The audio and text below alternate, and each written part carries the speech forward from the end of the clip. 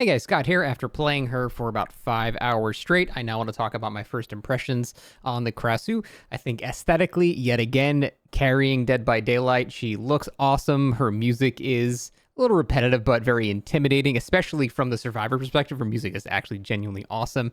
Her animations are great. Her Mori is great. Again, aesthetic-wise, they nail it pretty much every single time. She's cool as shit.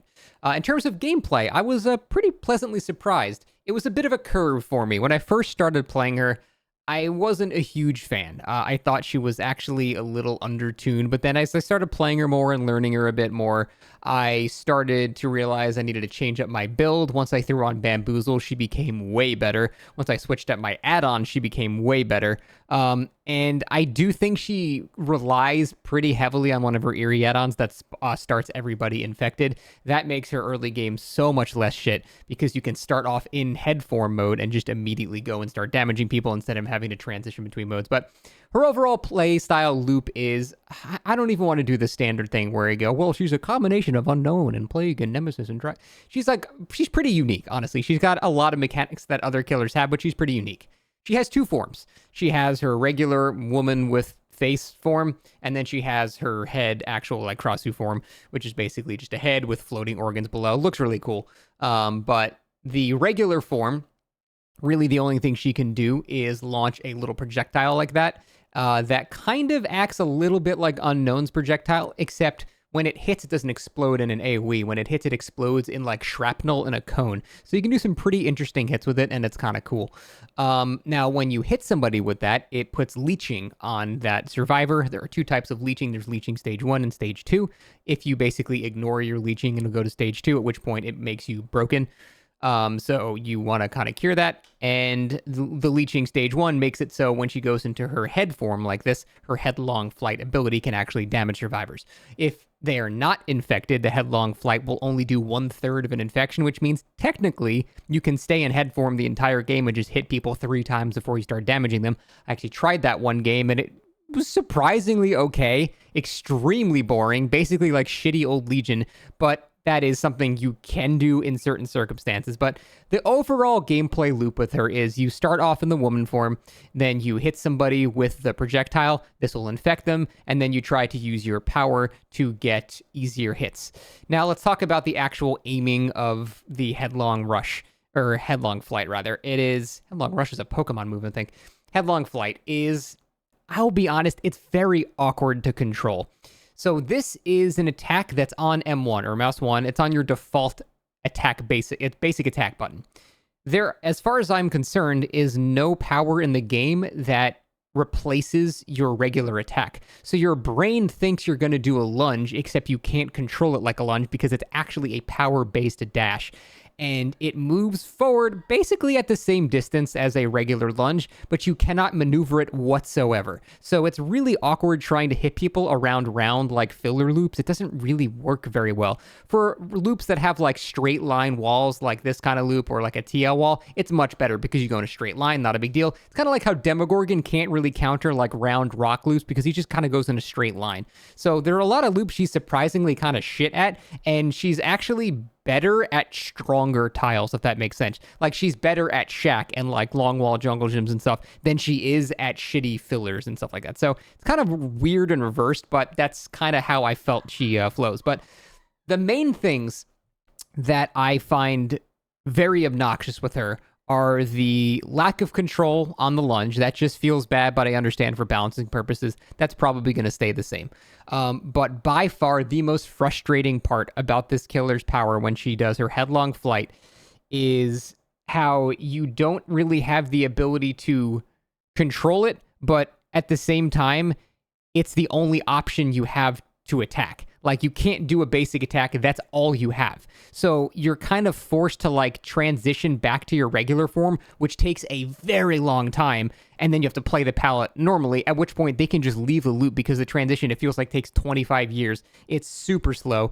That is a complaint I have. I think transferring from her human form to the Krasue form basically is smooth. It feels great, very responsive, feels nice.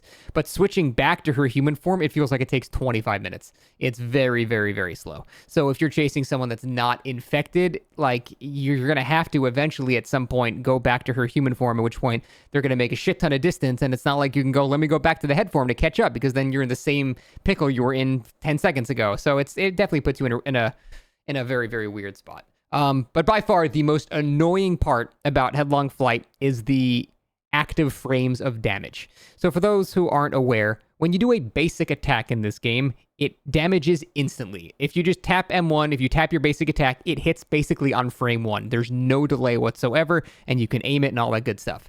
When you do Headlong Flight, it doesn't have any active damaging frames for like half the animation, which feels really, really bad. I cannot express how shit that feels. You can have someone right in front of you touching their model and you'll use it, and because it doesn't damage for the first half of it, you sometimes just slide past them. Kind of like if you were using Chucky and using Slice and Dice and you held the button too long, how you kind of move past them instead of actually hitting them. It's like that, but you have no control over it. It's just, that's how it works by default.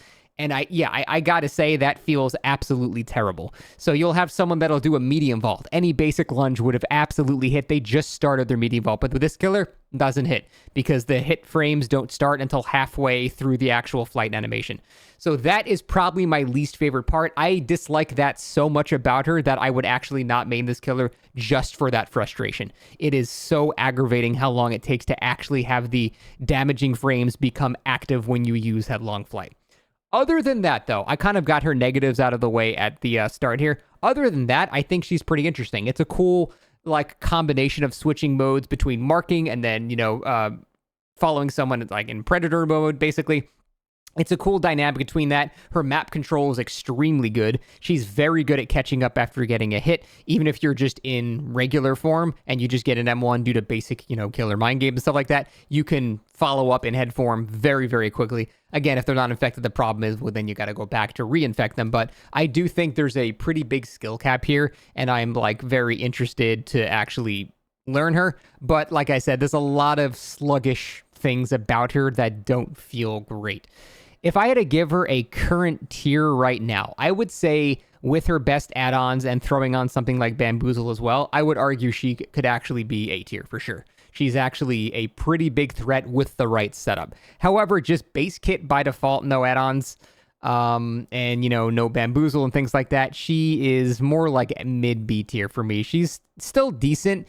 Definitely stronger than a lot of killers, but she kind of falters a lot. I cannot express how useful the Eerie add-on is, because having to mark someone, then switch, then fly into them, and then hit them, and then hit them again, like, being able to skip that entire first step and just patrol in head form at the start and just go right into damaging people is so, so good that I actually think it's making me overestimate her unless I run the Eerie add-on every single game. So I basically ran it every game, and she felt pretty damn strong.